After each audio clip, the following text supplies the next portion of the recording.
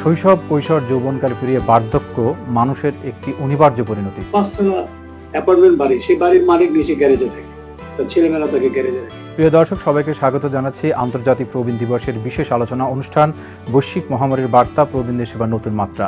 যারা আজকে প্রবীণ তারা কিন্তু এখনো কিন্তু তাদের অনেক কিছু দেওয়ার আছে। বিশ্ব প্রবীণ দিবস উপলক্ষে বিশেষ টক শো, উপস্থাপনা ও পরিকল্পনা মোহাম্মদ বেলায়েত হোসেন। মাননীয় প্রধানমন্ত্রী তার নিজস্ব ধারণা, উনি বলেছেন যে আমাদের প্রবীণরা আসলে পরিবারেই থাকতে তারা স্বচ্ছন্দ বোধ করে। পরিচালনা queen Rahman. Also to overcome poverty, have a live in dignity and improve their well-being. 1972 সালে বঙ্গবন্ধু যে সংবিধান রচনা করেছিলেন, সেখানে কিন্তু যে স্পিরিটটা ছিল ইকুয়ালিটি, নন ডিসক্রিমিনেশন। দেখুন 1 অক্টোবর বৃহস্পতিবার সন্ধ্যা 6টা 20 মিনিটে। চোখ রাখুন ATN বাংলা।